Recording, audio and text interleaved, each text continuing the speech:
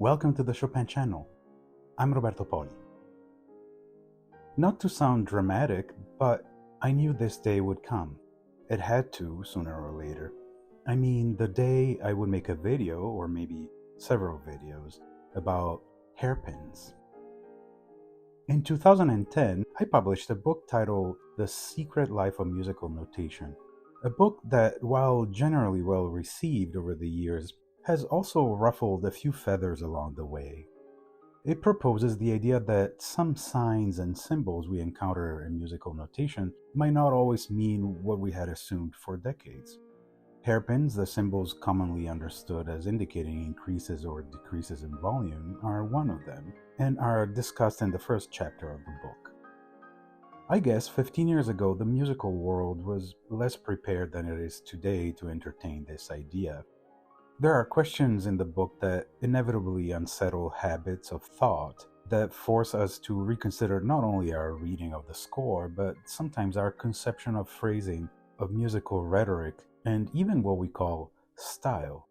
And so, while speaking at conferences or chatting with musician friends and colleagues, the ideas I discuss in the book occasionally encountered hostility and, in certain cases, visible irritation, which, if one thinks about it, is rather extraordinary. It's just hairpins we are talking about.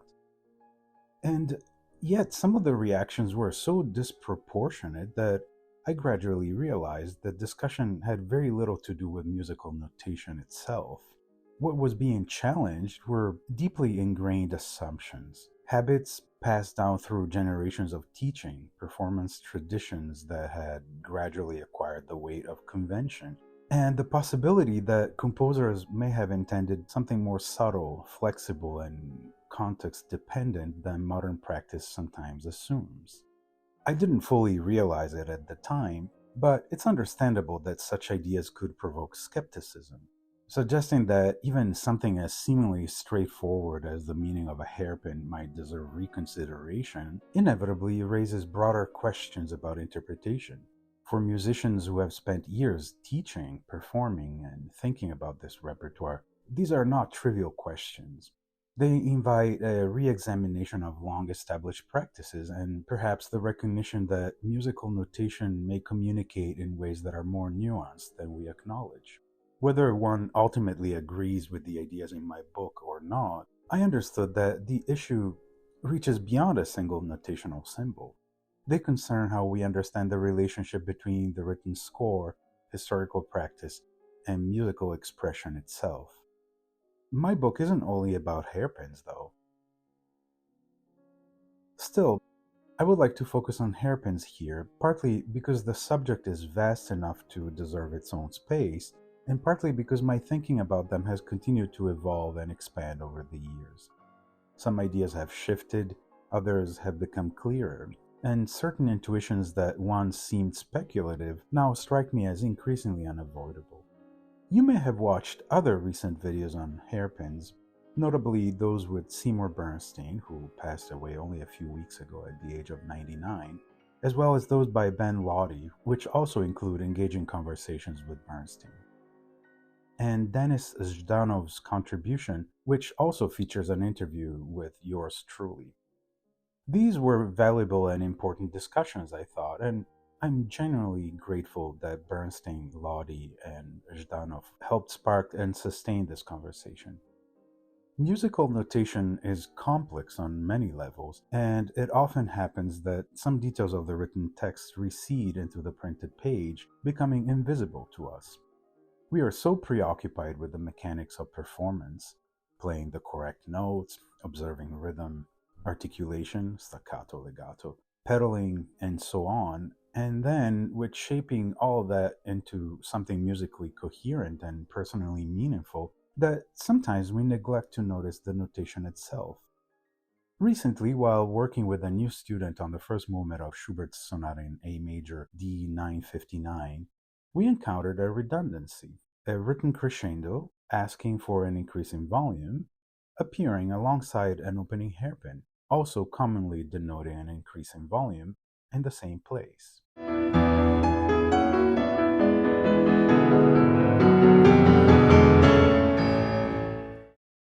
When I asked what that combination might imply, given that both markings suggest the same thing, the student replied quite simply, "Oh, I didn't even notice." This response captures the very real cognitive phenomenon in performance practice I just described. Attention is to a great extent consumed by execution, and notation sometimes becomes invisible, so to speak. The Schubert example was itself one of the moments in the music I was working on at the time in which I began to question the meaning of some notational signs and symbols. It's simple, concrete, and pedagogically revealing. Why would Schubert bother to indicate the same thing, in this case, an increase in volume, twice? There are many such instances in the music we play, and most of the time we don't even question why a composer would use two markings to indicate the same thing.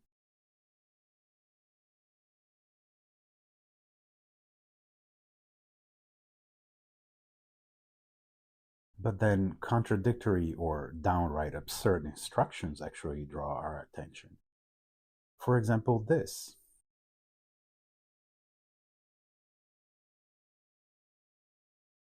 or this.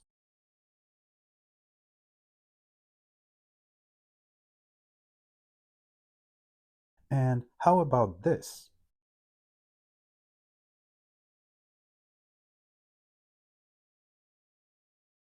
When I was in my 20s, these were among the very instances that prompted me to look at notation with new eyes. If composers like Chopin and Liszt spent countless hours refining their work before committing it permanently to manuscript, often in direct preparation for publication, it was difficult to believe that these could be simply mistakes on their part.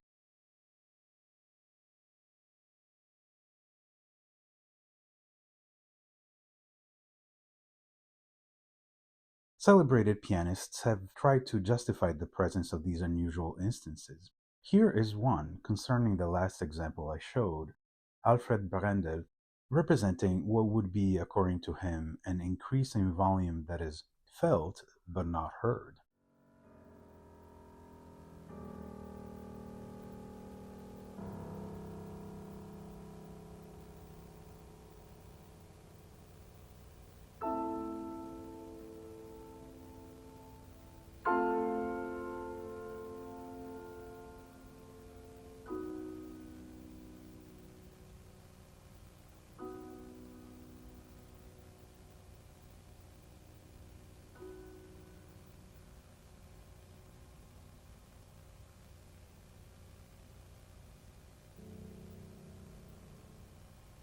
Now, I guess as a performer, the physical motion can be powerful enough to convince yourself that you're hearing a crescendo in your head.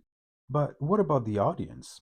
How do they interpret that sudden gesture if they have no idea that there's a crescendo hairpin in the score?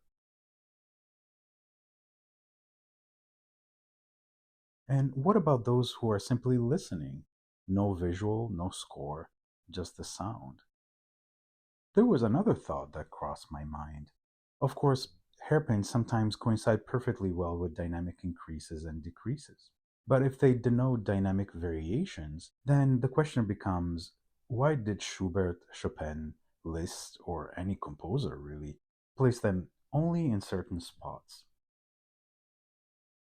Why were they so insistent on notating these shapes only in particular passages or phrases and not in others? Why not disseminate an entire piece with opening and closing hairpins if dynamic fluctuation is their meaning?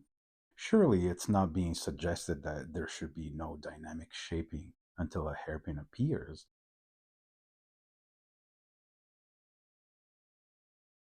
And what about passages in which there are no hairpins whatsoever?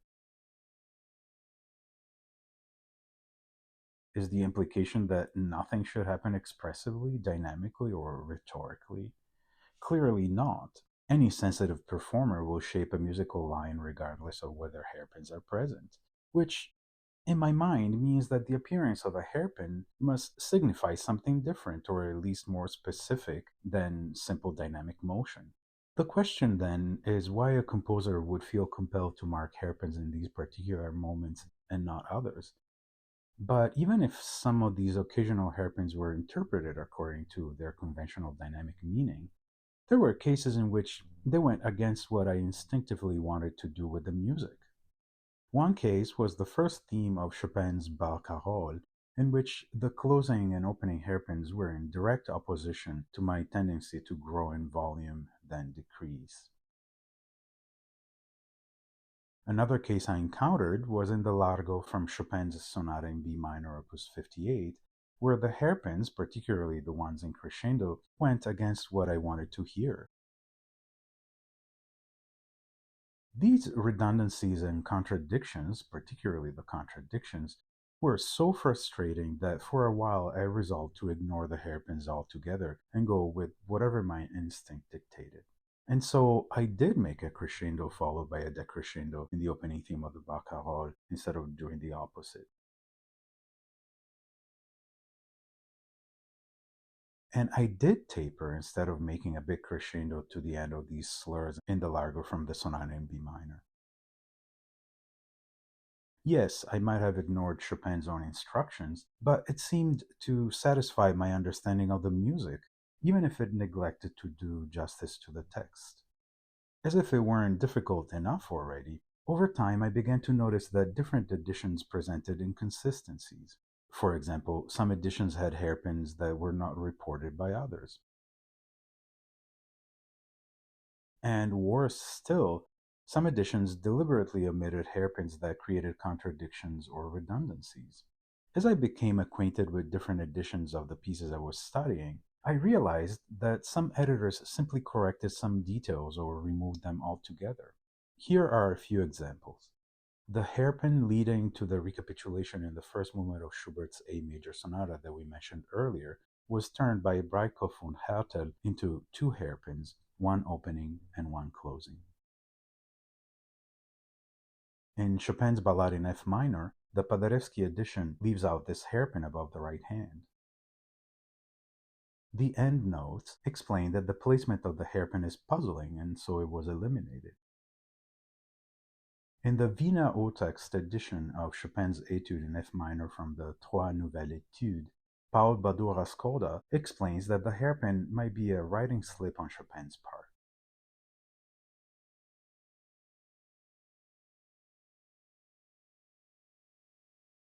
I understand it's difficult to make sense of certain instances like the one in the Ballade or the Etude, but by correcting and removing, what disappears is not only redundancy or contradiction, ambiguity itself disappears, which means that we are no longer allowed to form an opinion about the original text.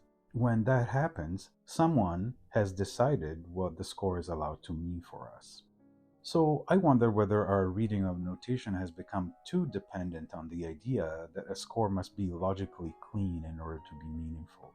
If anything, perhaps we should linger a little longer on what that not noticing, recalling my student's response in the Schubert Sonata, actually implies. It is not necessarily negligence, but habituated reading. And yet, I'm sure we all have had moments in which we wondered at least about the contradictions and did our best to figure out what they could possibly mean. Many times these moments pass quickly and go unnoticed, but occasionally one, metaphorically, lingers. Speaking of lingering, it was literally lingering that made the light bulb above my head turn on.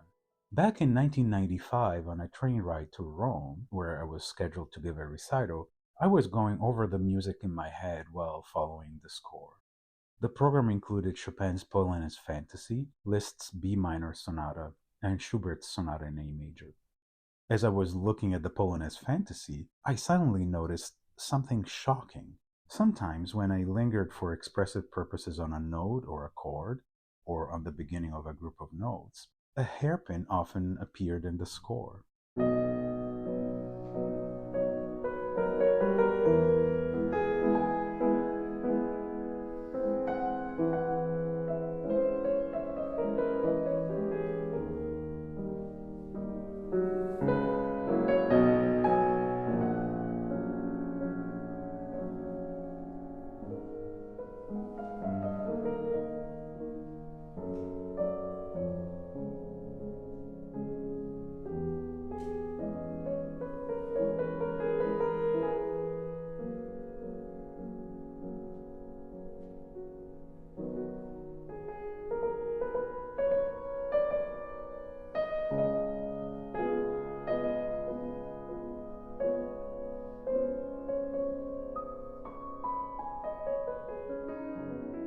It's been over 30 years, but I remember that moment vividly. Why was that happening? It was then that I began to understand that perhaps hairpins may have not been dynamic markings at all, or at least not exclusively.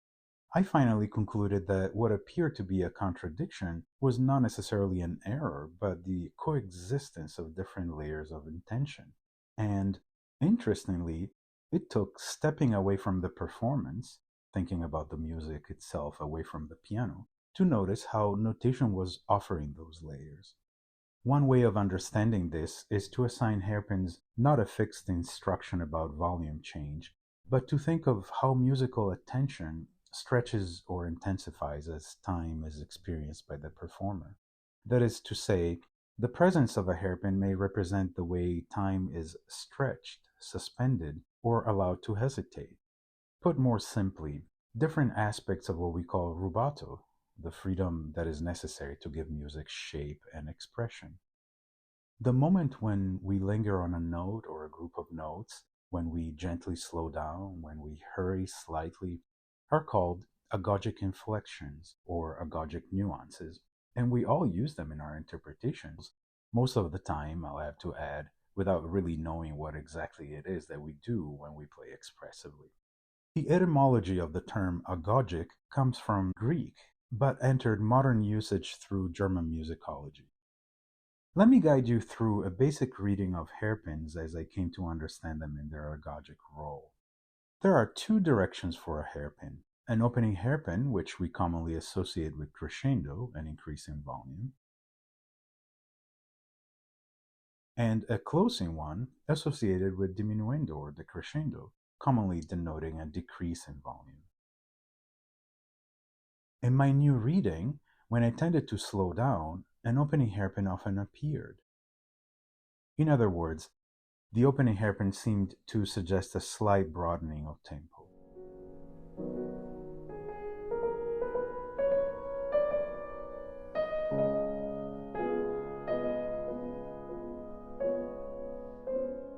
Let's see a few examples, starting from the recapitulation of the Schubert Sonata in A major, first movement, which we mentioned earlier.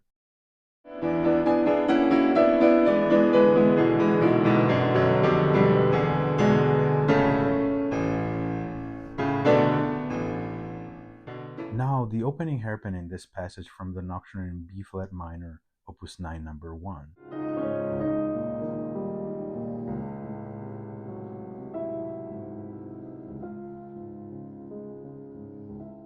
Now, the opening hairpin in this passage from the Nocturne in B major, opus 62, number 1.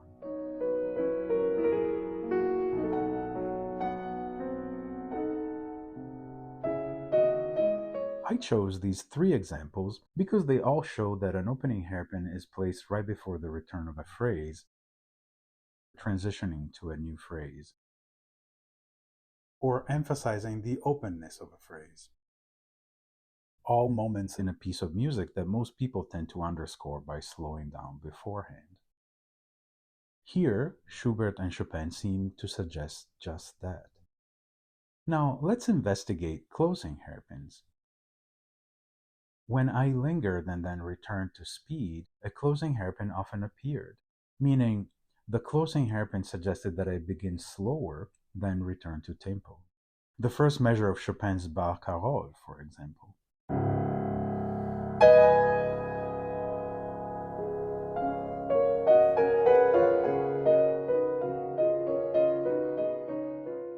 The closing hairpins in this passage from the Nocturne in B flat minor, opus 9, number 1.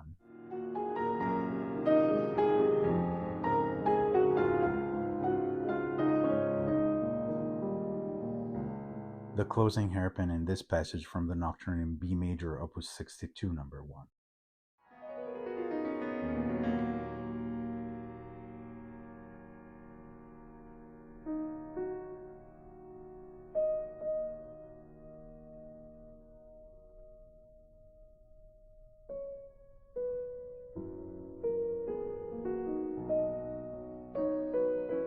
Lingering at the beginning of a group of notes is a gesture that, I guess, most people would consider legitimate in expressive playing.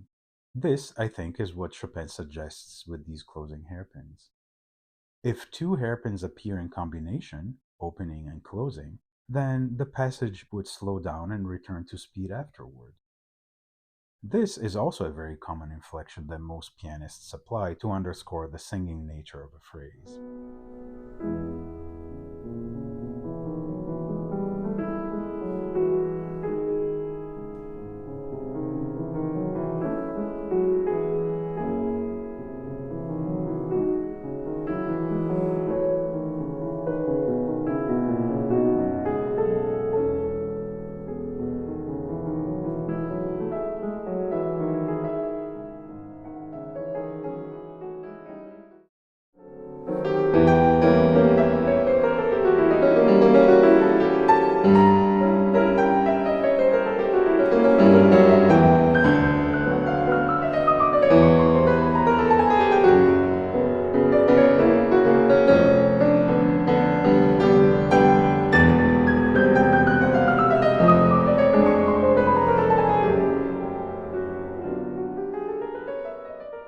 Now, this is a very basic outline for the markings, which can appear by themselves or in combination. Here are two extended passages from my own recordings in which I systematically applied hairpins this way. The first is from the Nocturne in B major opus 62 number 1, and we discussed part of it briefly a minute ago.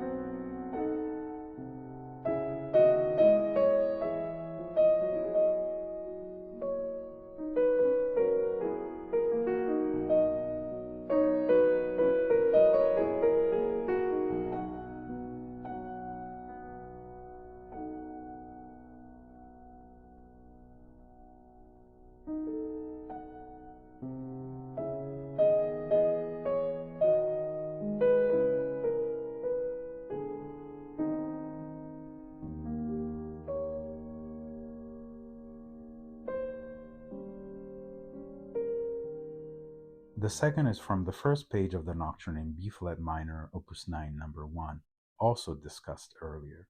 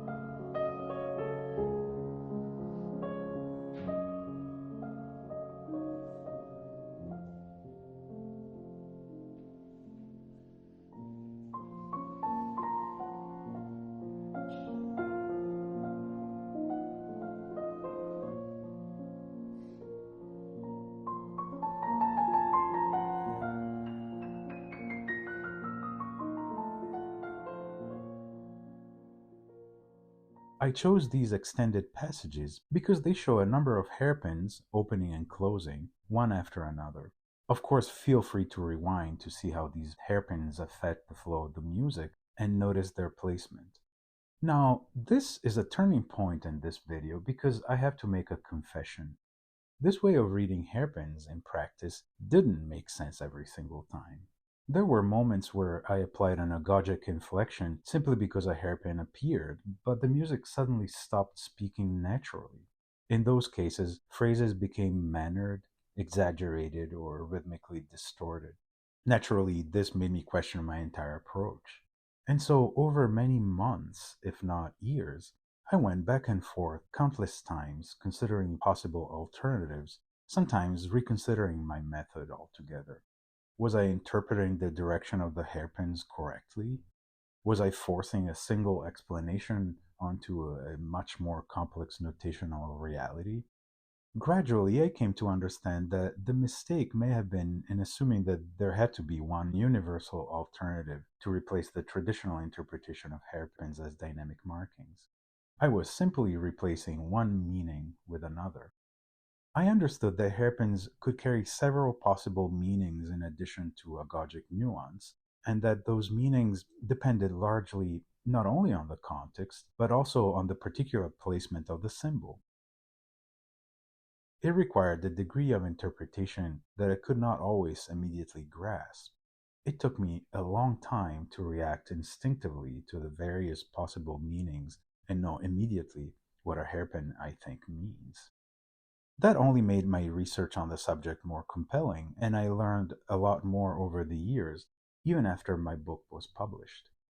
Well, this is already quite a bit of information, and I would rather stop here in order to allow this video to stand on its own as an explanation of what may be perceived as the most important reading of hairpins.